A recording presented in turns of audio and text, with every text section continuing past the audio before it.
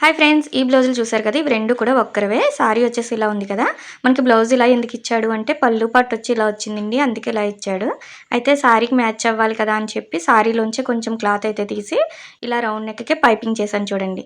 మనం straight piece తీసుకున్నా కూడా ఇలా పైపింగ్ అనేది సన్నగా వేసుకోవచ్చు, థ్రెడ్ పైపింగే. హ్యాండ్స్కి కూడా పైపింగ్ ఇచ్చేసాను. మనకి సైడ్ కూడా చూడండి ప్లస్ అనేది ఎంత పర్ఫెక్ట్గా వచ్చినాయో. ఇలా స్టిచ్ చేసాము అంటే మనం పర్ఫెక్ట్గా స్టిచ్ చేసినట్టే. బయట ఎంత నీట్గా ఉందో లోపల కూడా నేను మొత్తం అంతా లోడింగ్ పద్ధతిలో స్టిచ్ చేస్తాను. దీనివల్ల చాలా నీట్గా ఉంటుంది. ఫ్రంట్ కూడా హుక్స్ పట్టి కాజా పట్టి మధ్య గ్యాప్ రాదు. రౌండ్ కూడా పర్ఫెక్ట్గా తిరుగుతుంది వీలా కాకుండా. ఇది చాలా చిన్న సైజ్ బ్లౌజు. మన ఛానల్లో ఆల్రెడీ కటింగ్ పెట్టాను, కింద లింక్ ఇస్తాను, చెక్ చేయండి. పైపింగ్ కూడా స్ట్రైట్ పీస్తో ఎలా వేసుకోవాలి ఇలాగ అనేది కూడా షార్ట్ వీడియోలో చెప్తాను. చూడండి, ఇది కూడా మనకి వేరే సారీ మొత్తం ఇలా వచ్చింది పళ్ళు పట్టు అంతా. దీనికి గోల్డ్ కలర్ వచ్చిందని చెప్పి దీనికి కూడా గోల్డ్ కలర్ తోటి అయితే పైపింగ్ ఇచ్చేసాను. ఇవి పెద్దవాళ్ళ బ్లౌజెస్ అండి, అందుకే రౌండ్ నెక్ పెట్టి పైపింగ్ ఇచ్చేయమంటారు. మీకు ఈ 2 బ్లౌజెస్ ఫినిషింగ్ అండ్ స్టిచ్చింగ్ ఎలా అనిపించిందో కామెంట్ చేయండి. నచ్చితే లైక్ చేయండి.